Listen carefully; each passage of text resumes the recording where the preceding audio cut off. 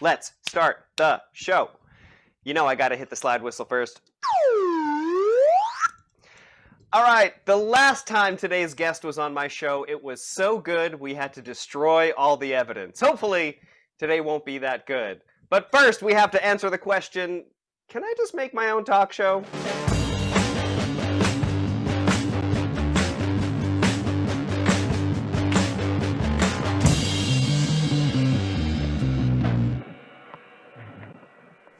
Well, apparently I can, and I just did. Hello, ladies and gentlemen. Welcome to the Dave Brenn Show live. Unless, of course, you're watching this on YouTube, in which case it's recorded. That's okay. It is October 30th, the day before Halloween, and I have been doing a whole month of Halloween-themed shows, starting off with the amazing Buster Balloon way back at the beginning of the month. We also had Tawny Bubbles. We had the Johnstons, Lauren and Jeremy. And today, closing things out, we got my pal, Rob Balchunas. Now, Rob has been on the show before, except not. About a month or so ago, I had Rob on the show, and I forgot to do all of the things. I forgot to stream it. I forgot to record it. So basically, Rob and I had a fun little chat all by ourselves for an hour. Oh, it still makes my cheeks hurt to laugh about it. I was so embarrassed. I got that hot, full body flush sensation that you get like when you realize you've made just really an absolute complete mistake. And I felt really bad. But on the plus side, I'm happy that he is back because now here we are. It is Halloween. And if you know anything about Rob, you know that he loves Halloween with an absolute passion.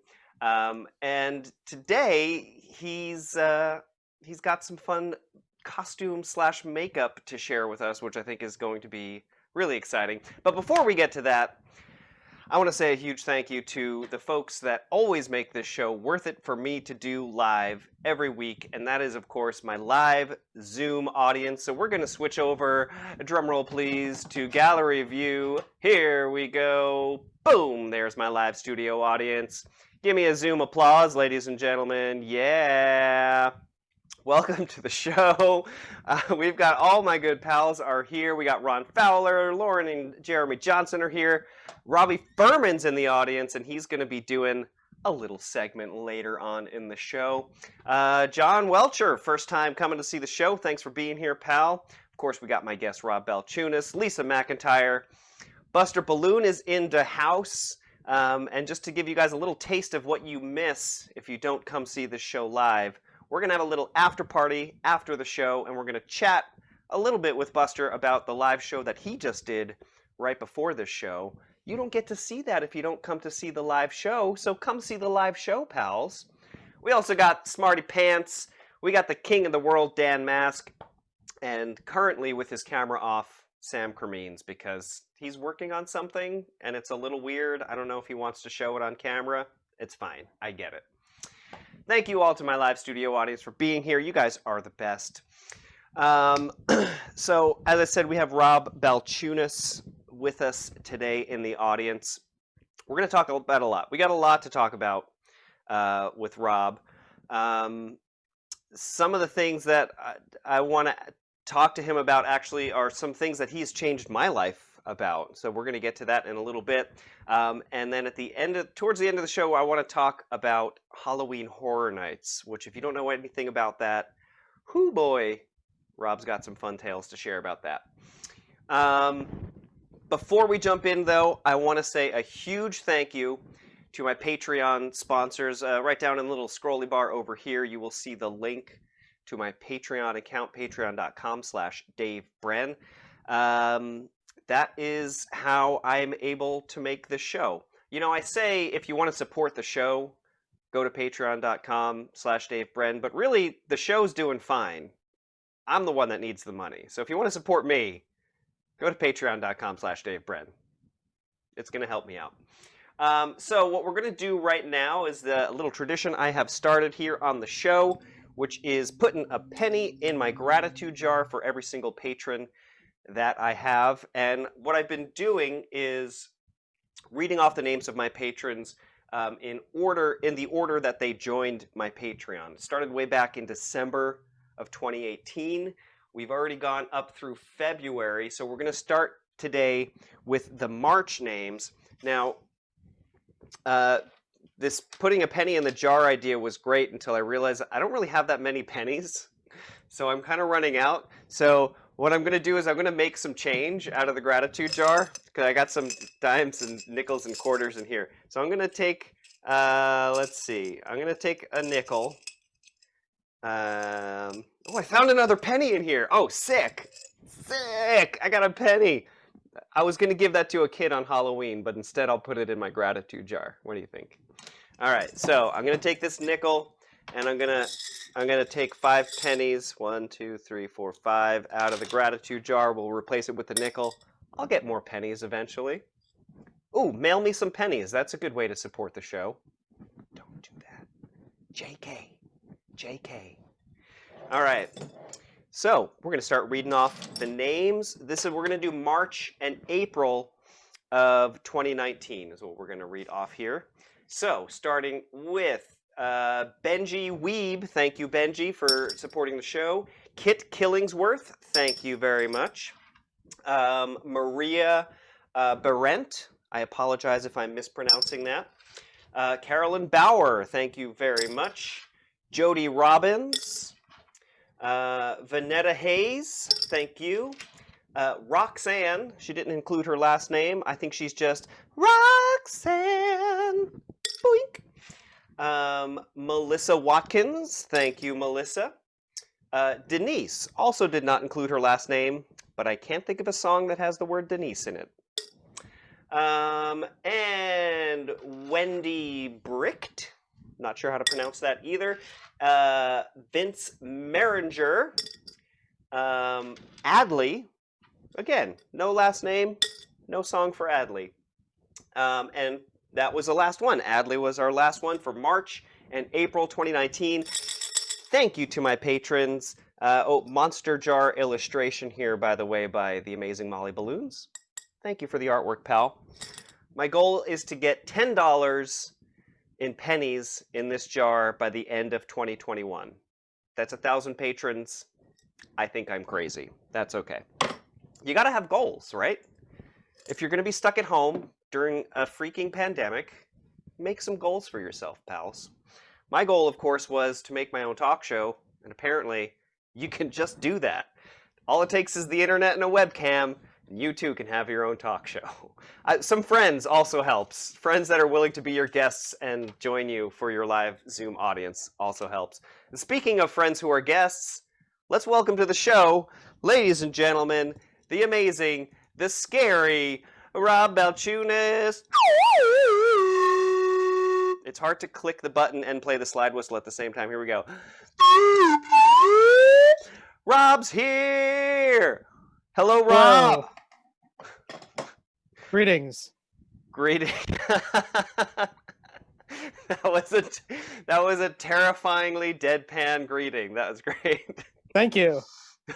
Happy National Candy Corn Day. Are you serious? Yes. I'm this serious. God damn it, Rob. This is all right. We're going to have to destroy this episode now too. How dare you? How dare you bring candy corn onto my show? It's more divisive than pineapple on pizza. And it uses the wedge. It does use the wedge. You can do anything with it. Robbie Furman, the creator and progenitor of the wedge. Oh, what is this? Ron Fowler? Is everybody out to get me? Do you not understand? Get out of here, Ron. Oh my gosh. I mean, I appreciate it. It was a very nice design. I've gone this whole month. I've been trying to get legitimate data about why candy corn is a real candy. Turns out, no data available. But anyway, we're moving on. Rob, thanks for joining. Thanks for putting on cool spooky makeup. From what I understand, it required a little bit of additional prep and shipping to make that happen. Yes, because most of my stuff is in California, where I normally live. But hey, it's 2020. Anything goes. Well, I appreciate it. It's a good look. Thank you. So did you just do this makeup like right before the show? What was the process for putting this face on? Yeah, indeed. It's been probably a little bit over a year since I've slapped on the grease, but just basically put on a coat of white and then added some details, Very nice, very spooky. accentuating the lines of my face. Right. Let's be real. You have uh, very nice face lines, and they are accentuated very nicely. Good job, pal. Thank you. So what? Tell me a little bit about your history with doing makeup like this. I know you've been a clown for many years. When did you get started doing spook and scary makeup? Spook and scary makeup. Probably experimented a tiny bit when I was a child. During Halloween, I would always have makeup from doing clowning stuff, and I would always ask my parents if I could dress up like a clown. So putting on makeup was a big part of my childhood. Right. Um, and then I didn't start doing Halloween stuff professionally until about 2007. Ooh, and is that when Halloween Horror Nights comes into the picture? No, this is actually pre-Horror Nights. Ooh, I So didn't know there these was. were, Tell me about that. yes. So these were my days at Six Flags New England, where I was a street performer doing shows and roving entertainment and stuff like that. And for 2 years, I was still in college. So I came home one weekend and went to the park one day and then convinced them to let me work at night. So kind of got to run around a little bit, had no idea what I was doing. Um, one year I made the Buster Dr. Bones skull face and top hat and sat down on a bale of hay and waited for people to come take a picture with me. And then I would stand up and dance a jig and then sit down. Yep. Did they just kind of let you do whatever you wanted? Yes, in that capacity. No. And then my last year there, I had graduated from college and was home for the entire fall. So I got to spend an entire season as a midway monster. So Ooh, just kind of rolling around, roving around. We got to come up with our own characters within the themed area that we were in. Um, so like we could bring costume pieces. There was one night I made a jester costume and wore that. And that's kind of where I started learning from other people and observing. And they give us like some pretty cool props to play with, like a giant chain with like these like 4-inch heavy links and like shovels that you could bang and scrape and sparks would fly.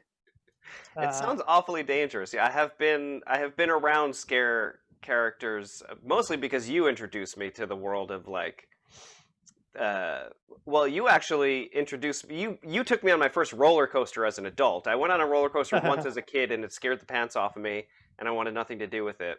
But I started going back to Six Flags in California with you.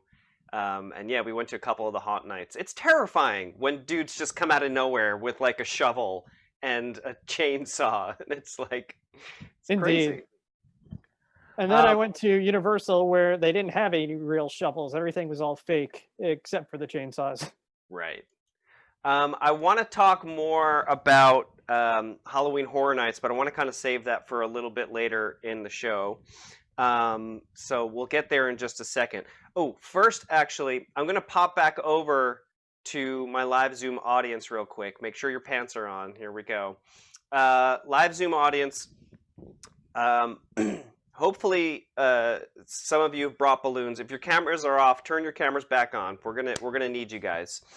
Or well, actually, it'll come up a little bit later in the show. But here's the deal: if you have balloons with you, I'm gonna actually issue a balloon challenge to my live Zoom audience right now.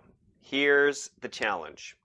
You've got until right up towards the end of the show, probably in the last 5 minutes or so. I'm going to come back to you. Here's your challenge. You have to pick 3 balloons and they all have to be different in some way, either a different color or a different shape or a different size. You only get 3 balloons, and you need to make a monster that does not exist yet.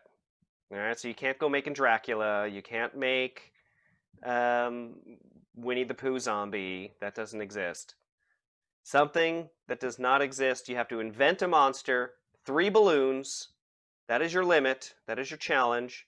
End of the show. I'm coming back to you guys to see what you're coming up with. Smarty, whatever you're making now, it looks great, but you can't enter it in the contest. I'm sorry, pal. Oh, you're just getting ready for work, aren't you?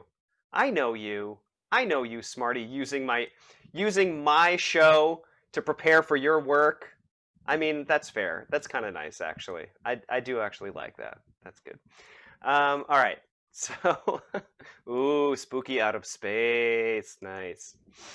All right. So we're gonna come back to you guys in a little bit for that. So, Rob, we're gonna come back to Rob just in a second here. So, Rob, I was saying earlier, like you actually reintroduced me to the world of roller coasters. I thought for sure I was already in my 30s, I think, by the time you and I started going to Six Flags Magic Mountain. I assumed I already know how I feel about roller coasters. I'm not going to do it. And then for whatever reason, you convinced me, and then I got like totally hooked. So tell me a little bit, like, what is your history with roller coasters? What is it about that particular thrill that like just really attracted you? So around 7th grade, I was thinking, I'm probably going to meet Dave in like 10 years. I really want to get him into something. What am I going to get him into? So a friend of mine from elementary school I went to a different middle school, but he introduced me to Roller Coaster Tycoon, a wonderful simulation video game that I really enjoyed. And that was a Yeah. lot of my high school was getting involved with that. So naturally, playing the game, maybe you want to check out the real thing. And my dad's company picnic was at Lake Compounds, which is the local theme park out here, which is the nation's oldest continuously operating amusement park. Even this year, they didn't miss a year. And like Nice. back in the 80s, when times were a little bit rocky, they did open one day a year so they could keep that title going. Hey, we all love a good loophole. Am I right? Indeed. So went there and went on one of their roller coasters, the Wildcat, and thought, hey, this is pretty fun. I enjoy this sensation on my body. Yeah. Yeah, it's a crazy sensation. I didn't realize like when I all I thought of a roller coaster was all I thought about was I'm going to die. Some way I'm going to die. And then there's just something that happens physiologically to your brain, blood rushing up, then back down. It's like a crazy experience, and I couldn't get enough. Indeed. So from what I understand, you have gone on quite a lot of roller coasters, and in fact, that you actually like have a list. Yes, Do you my do track you, record. what is? Tell me a little bit about that. So roller coaster enthusiasts will try to go on any single roller coaster that they possibly can, even the small kiddie ones. And oftentimes they will need to borrow a child to ride some of them, which is a little bit sketchy, but it happens. And nowadays, I assume it's a lot harder to do that, to go up to somebody and be like, hey, do you mind if I accompany your small child on this roller coaster? I really want to ride it. Man, some people will do anything to complete a list. That's creepy. Indeed. But yeah, people keep track of them. And luckily, I started so late that at one point, I kept track of every single ride uh, that I went on a coaster for. So like I knew I rode this coaster X amount of times. Right. Um, Yeah, Buster and just commented in the comments. He said that he went on your 100th ride with you. Is that correct? yep, Do you remember what it was? yes, it was Expedition Everest at Disney Animal Kingdom, Nice. and wanted it to be a special one, so made sure to time everything right. What is involved in timing? Like, what do you mean by that? Like, what did you need to time? Uh, I need to go on a certain amount of roller coasters, and then not go on any more after 99 until I go on that one. Yeah. Smarty is wondering, did you ever make it to the Notorious Action Park?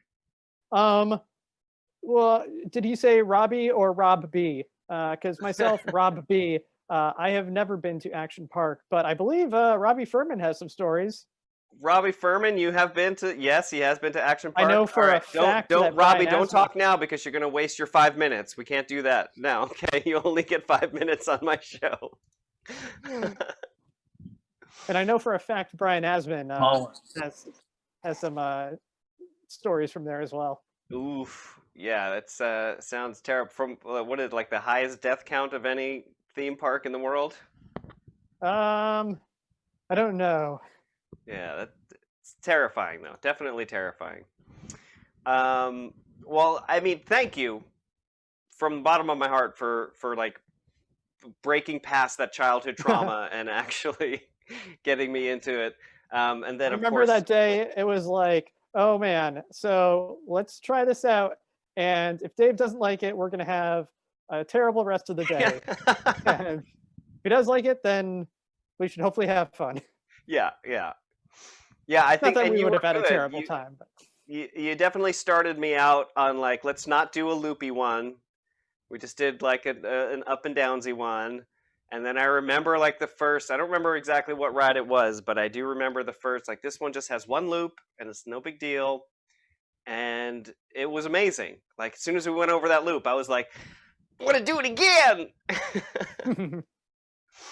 um, so I just popping over real quick to the gallery view. I can already tell that folks are busily twisting away. Robbie is cutting paper now.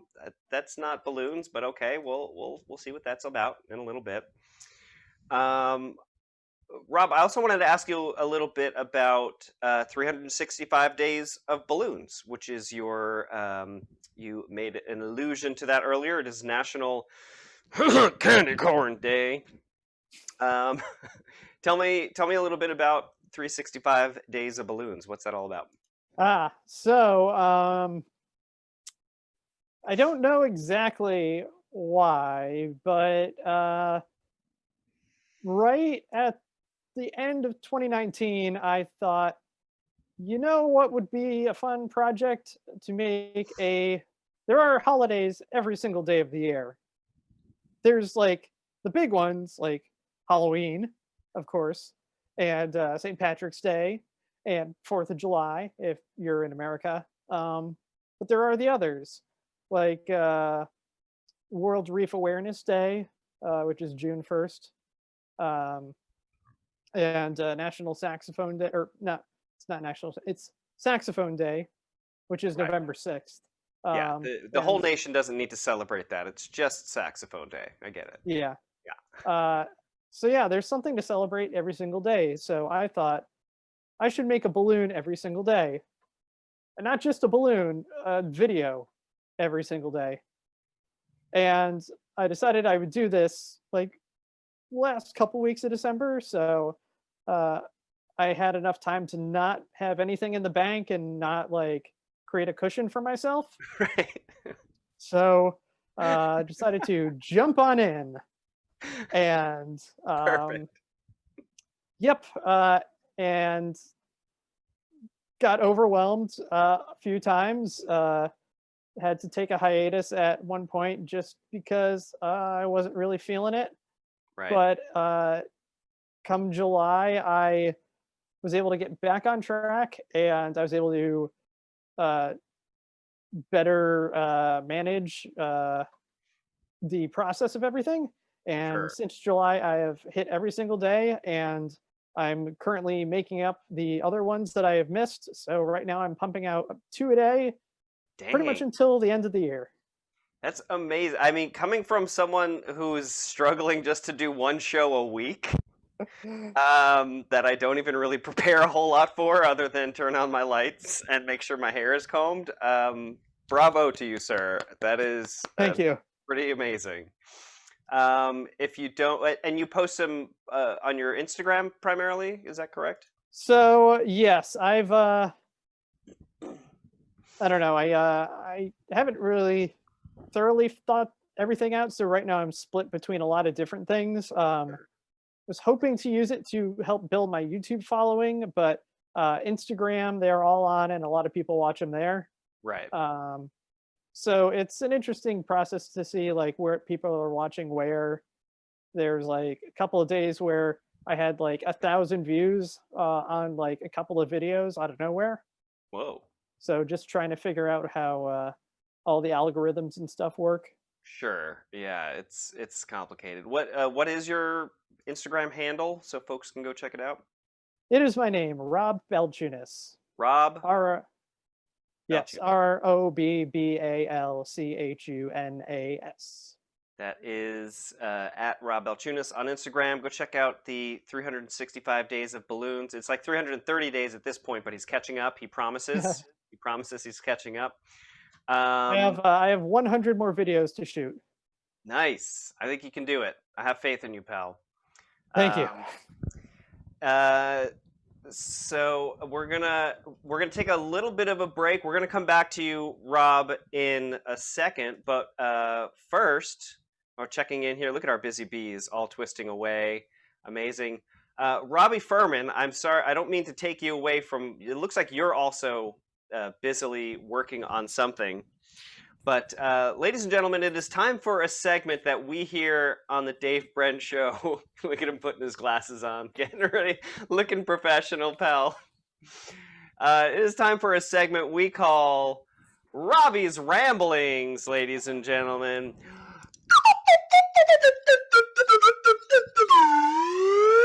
Let's welcome to the show, Robbie Furman. Thank you, Dave Brenn. I appreciate having me be on the show, and I have a lot to report from the newspaper. So, no, I've been scouring the internet this week, trying to figure out what has been going on in the balloon world, and I did get some information out there.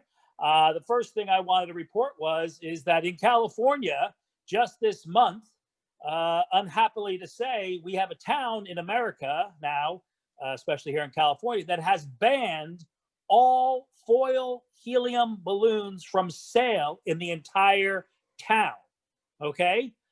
This whole town is now not allowing the sale of, again, foil balloons. So they have something against foil balloons. So I don't know why it is, but the town did pass an ordinance that, yes, latex balloons are okay, foil balloons are not.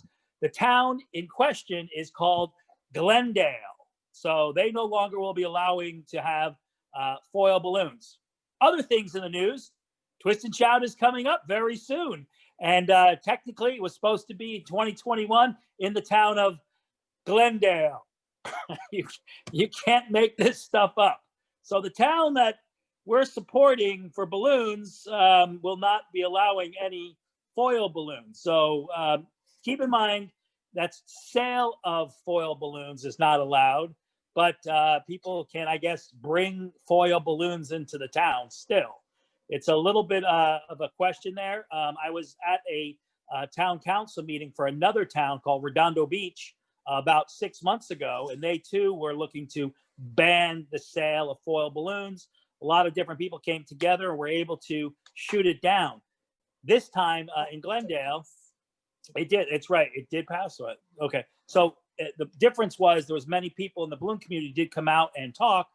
This time, since everything was through Zoom or through digital, not many people were able to come out to talk about the balloon ban.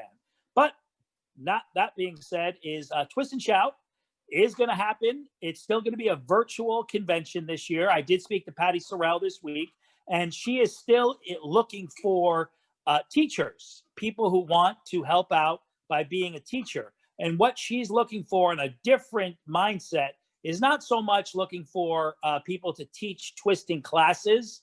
She still will be having some of that, But more of the things she's looking for people to do is to talk about things you could do to make money or a business during the pandemic.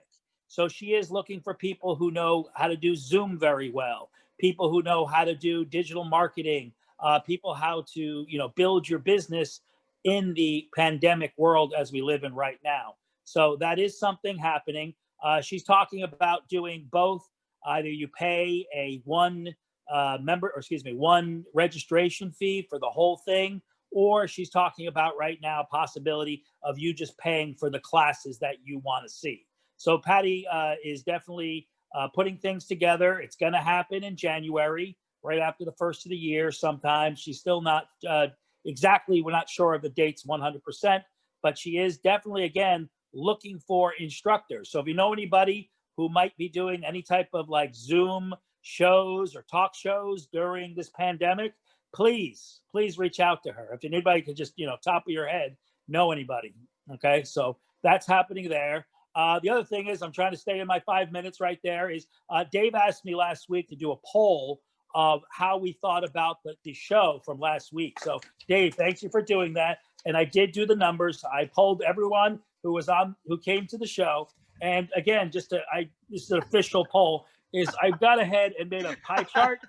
And basically, as you can see right here, the do not have Jeremy back is in red, but in green, it's those are the amount of people who think Jeremy sucks. You can't make this stuff up. So it's in print, ladies and gentlemen. It's in print. And that's my 5 minutes. That's your 5 minutes. Let's hear it for Robbie Furman, everybody. Oh, Robbie.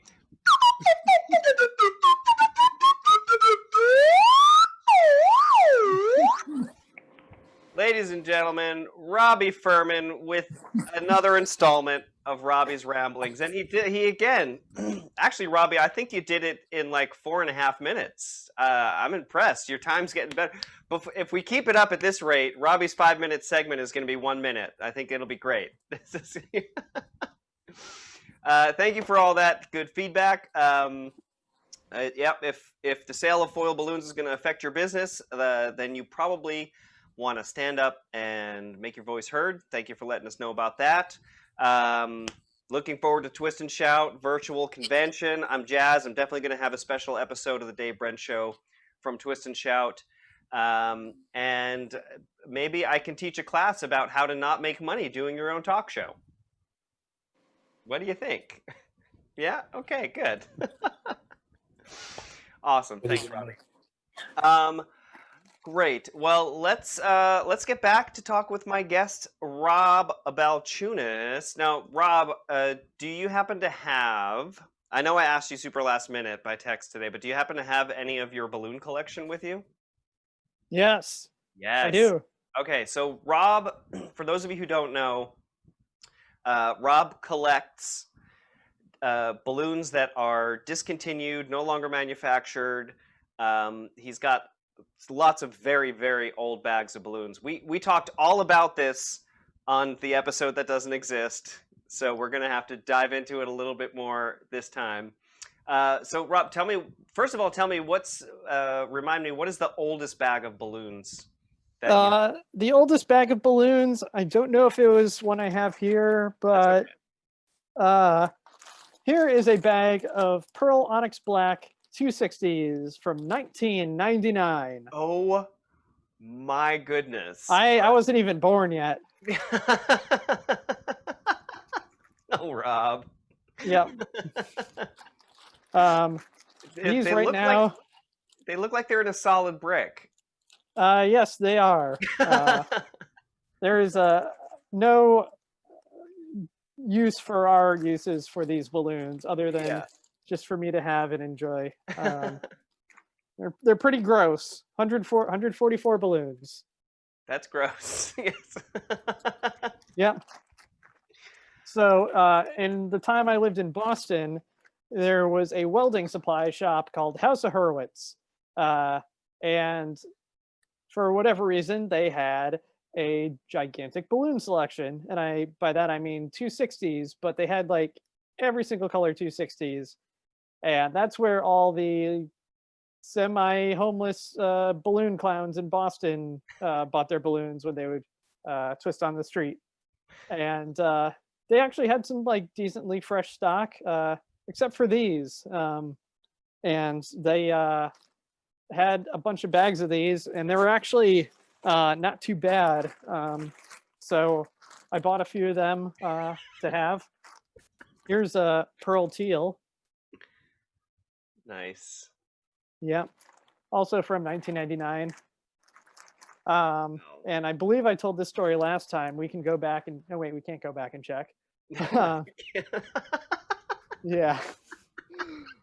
But when we went to Japan with Buster back in 2011, we went to, I think it was Emily's Balloon, and they gave us catalogs, and I was looking through them, and I'm like, Pearl Teal 260s?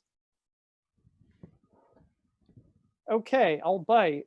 So I ordered like 3 bags and got them, and they were in like the new Qualitex bags, whatever the design was at the time. I'm like, interesting. And so like pull some out and like kind of smell them and like start working with them. I'm like,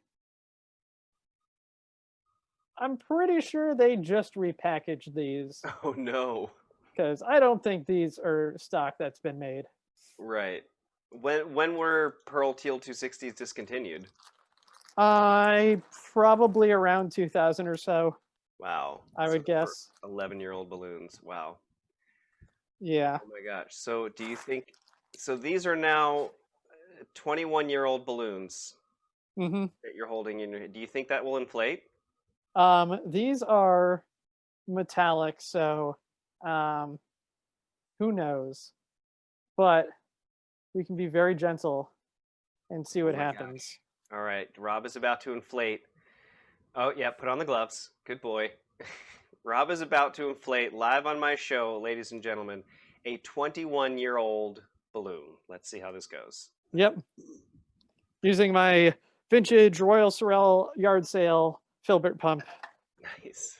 I don't know if I can get this in shot. But I am actually inflating this. I don't know. I suspect camera tricks. You went out of frame.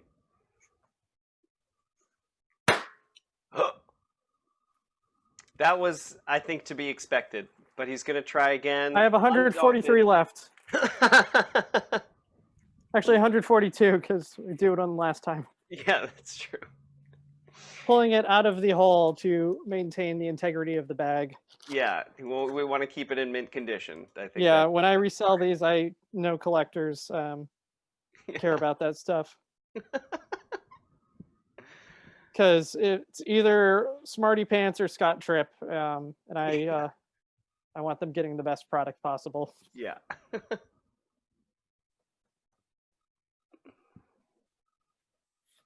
Look at the concentration, ladies and gentlemen. Oh no, that's just the makeup.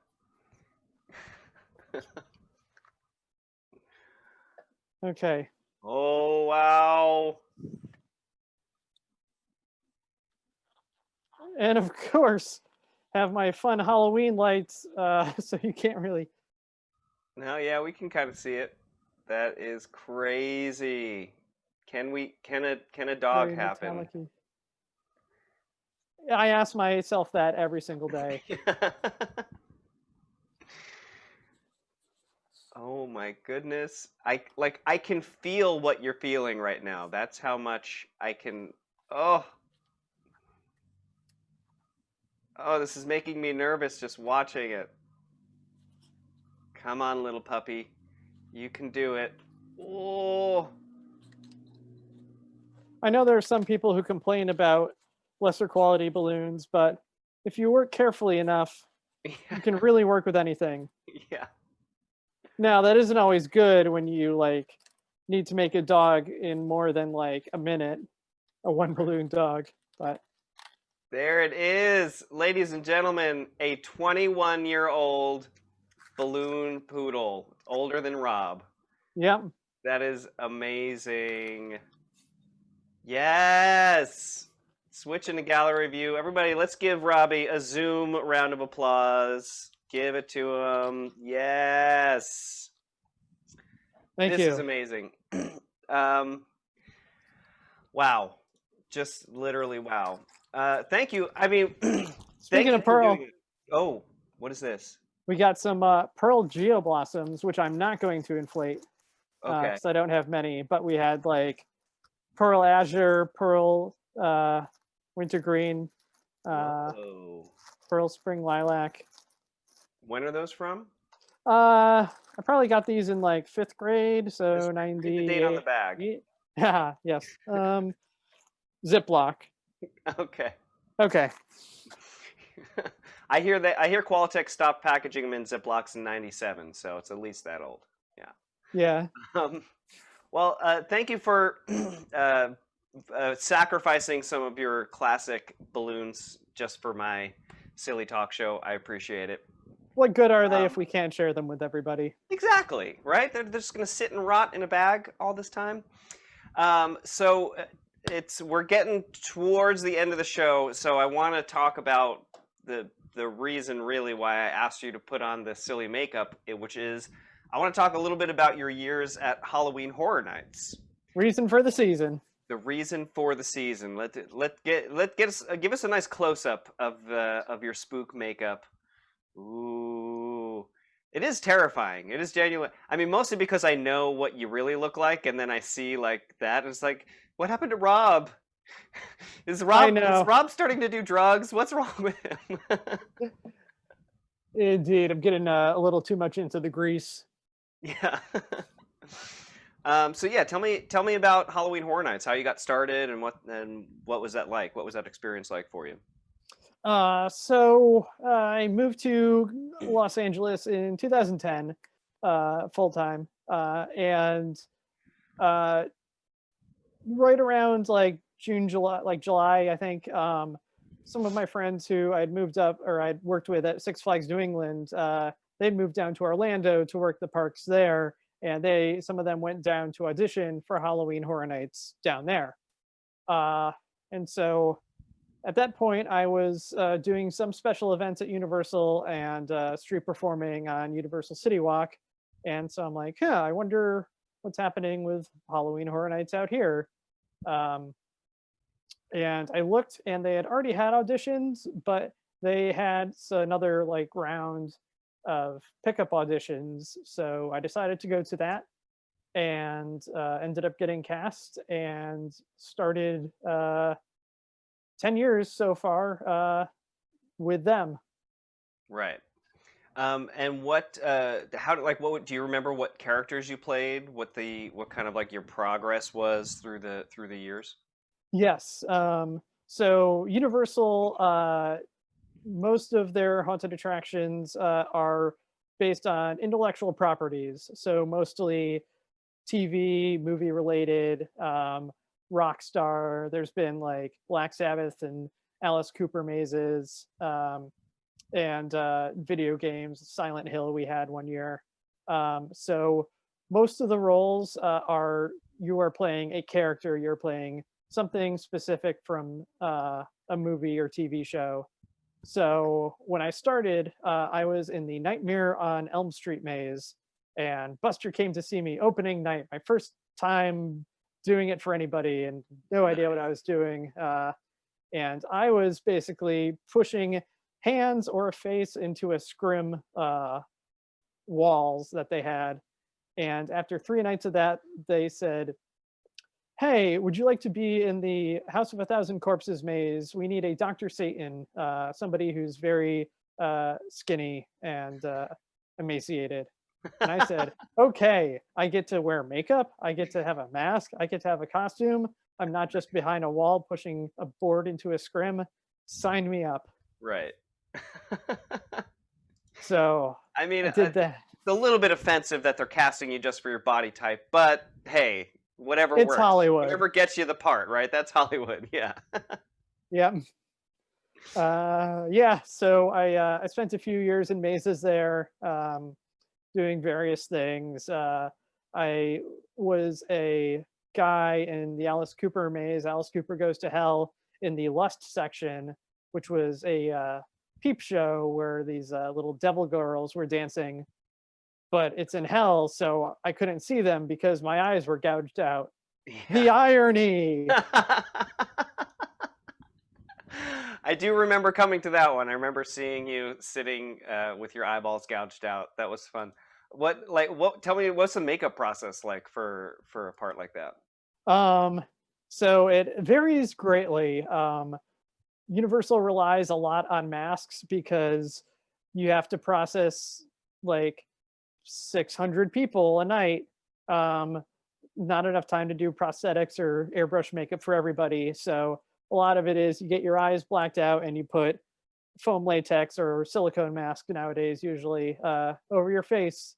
Some years like that one, I had a prosthetic. So it was just half of a foam latex appliance, a new one every night. And there were 2 little scrim panels in the eyes. And so that would get glued to my face. They'd paint me all up, blood splatter, and stuff like that. Right.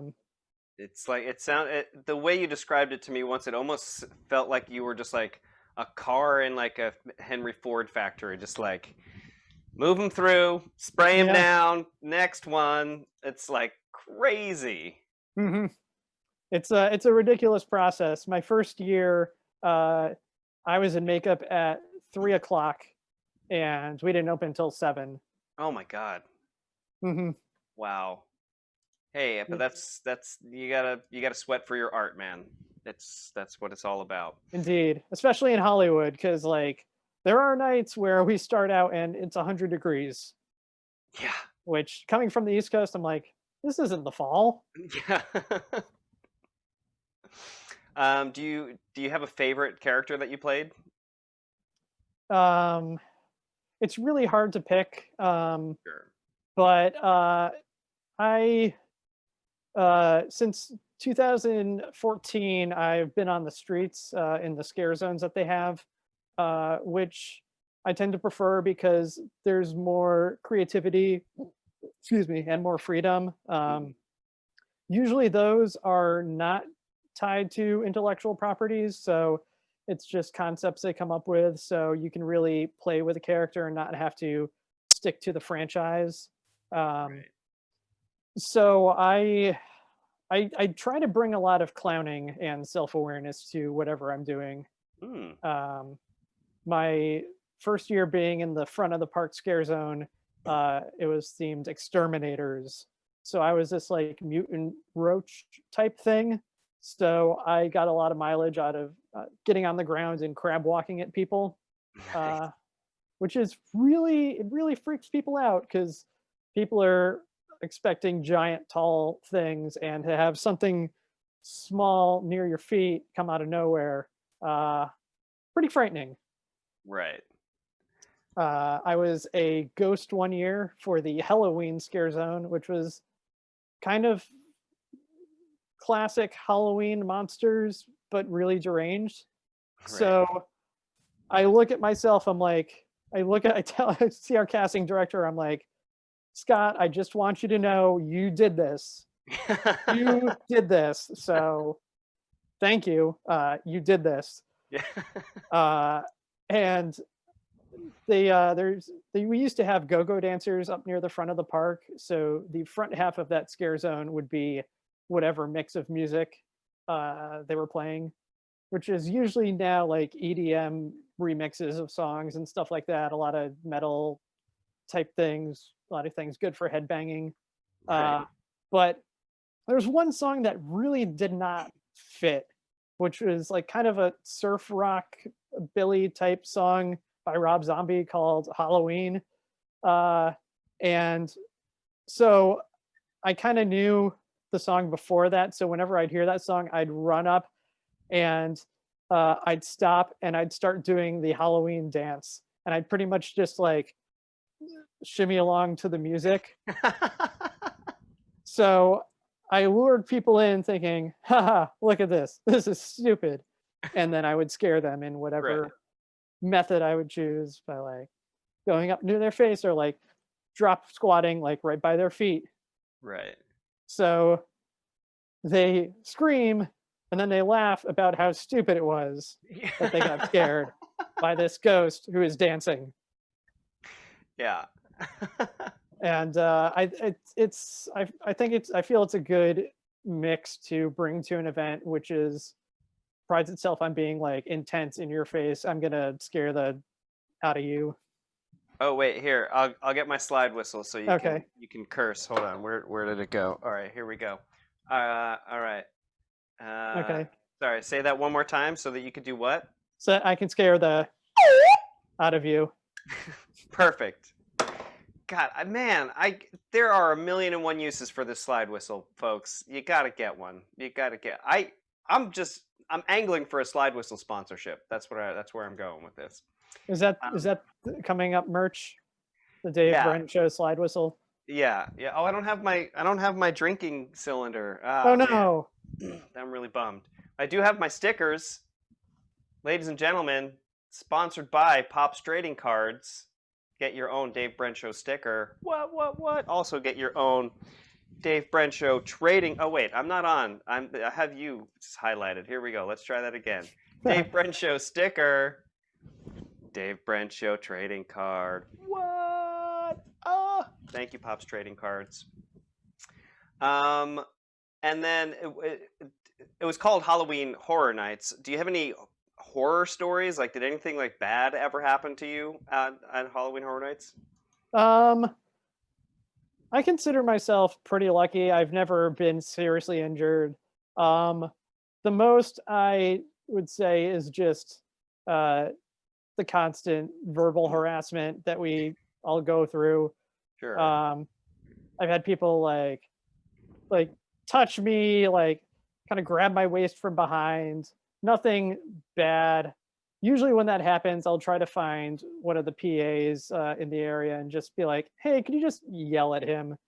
Um, like we have procedures in place to kick people out and stuff, but usually I don't want to go through that hassle. It's usually I just want to say like, "Hey, tell that person to stop being an idiot." Right.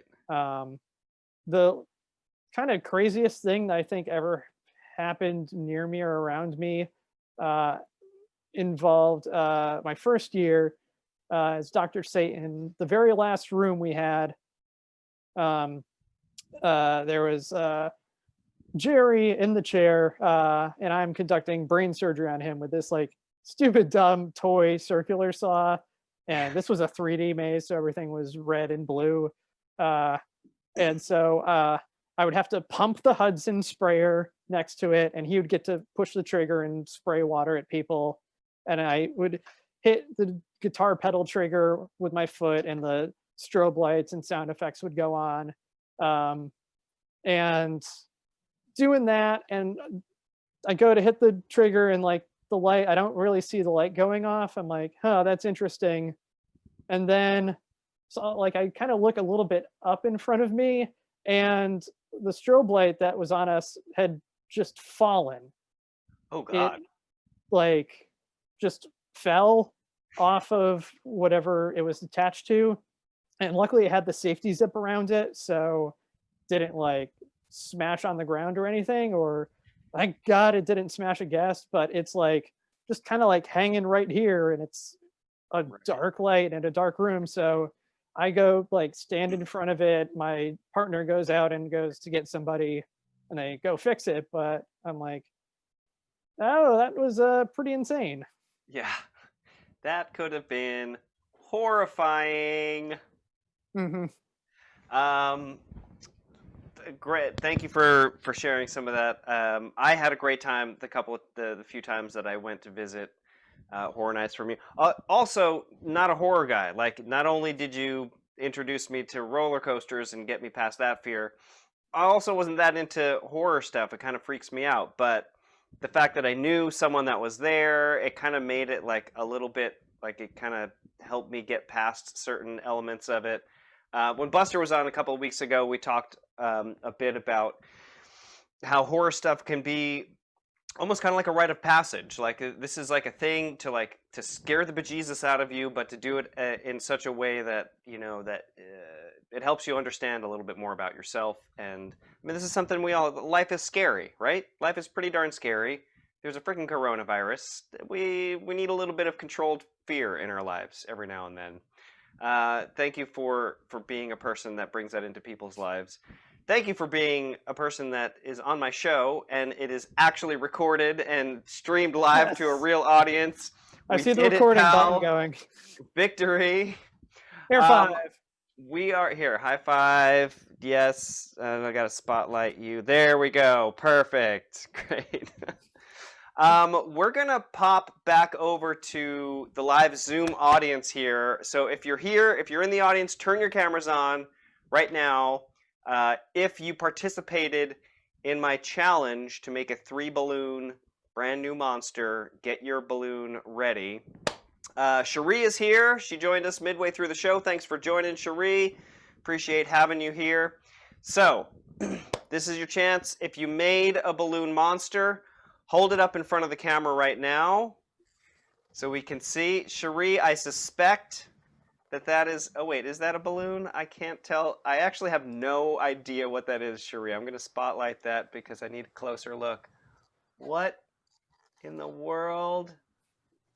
I think it was a balloon at one point. Oh, I think it was a balloon and now it is quite deflated. But at any rate, let's take a look here.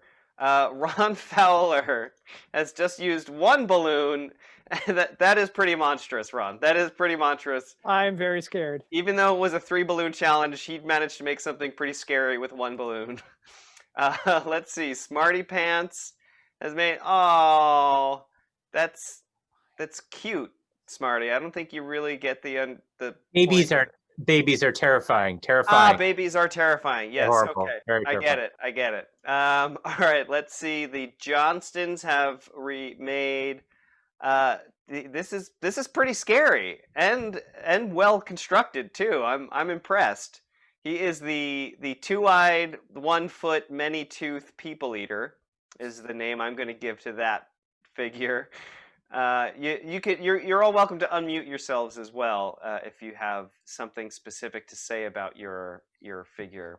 Do you have anything to say about this, Jeremy? Yes, he's the rambling footman.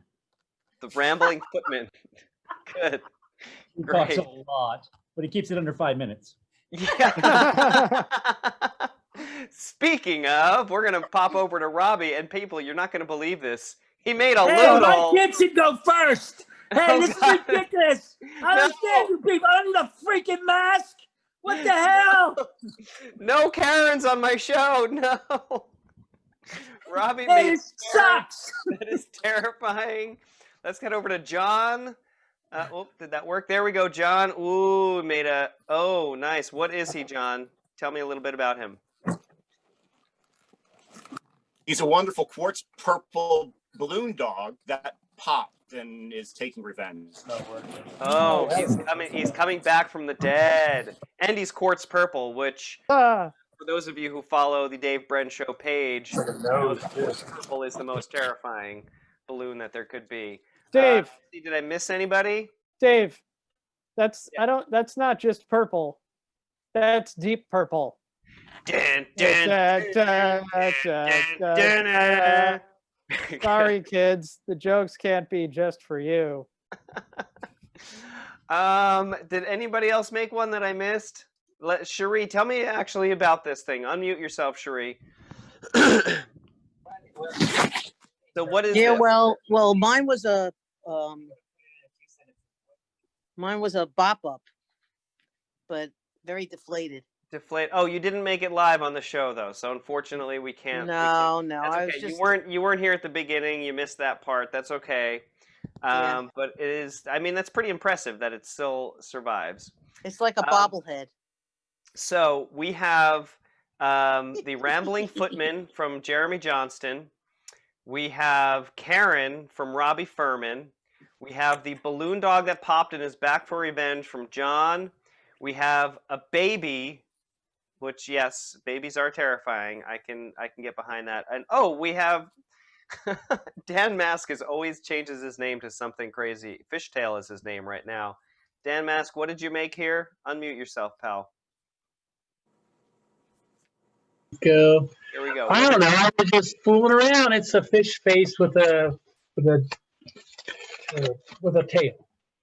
That's all right. Fooling around, I think that's okay. We like a good fooling around here on the Dave Brenn Show. All right, so I have to make a decision, and I need to blow my slide whistle here to decide. Oh, Buster makes a good point, Robbie. Your Karen is disqualified because Karens already exist. I asked you specifically for a monster that doesn't exist yet. I think that also babies exist. So, you know what? The last time I had a competition, Jeremy and Lauren were disqualified because they were sending out the prize, but I felt really bad. And I think Jeremy made the best one. So Jeremy, put that back up on the screen. The Rambling Footman wins the day. Best 3-balloon improvised random monster. Good job. You get your prize is the praise and adoration of all of these people here. Let's give him a Zoom applause, ladies and gentlemen. Good job. Oh my God, Robbie. Enough, Robbie. Enough. Well, ladies and gentlemen, we are coming up to the end of the show here. I want to say a huge thank you to my guest, Rob Balchunas. Let's give him a big round of applause. You did a great job, buddy. Thank you. For those of you who are not here watching live, if you want to watch the show live, head on over to Facebook. Become my pal on Facebook. I'll invite you to the Dave Brenn Show live Facebook group where you'll get the information and the invite for the show. The theme music that you are hopefully hearing right now is by Adi Somek and the Unpoppable Trio. My graphics are by Jonathan Wilson. My show, of course, is executive produced by my cat, Baby Shark the Cat. And in case you were wondering if I can make my own talk show, well, apparently I can. See you next time.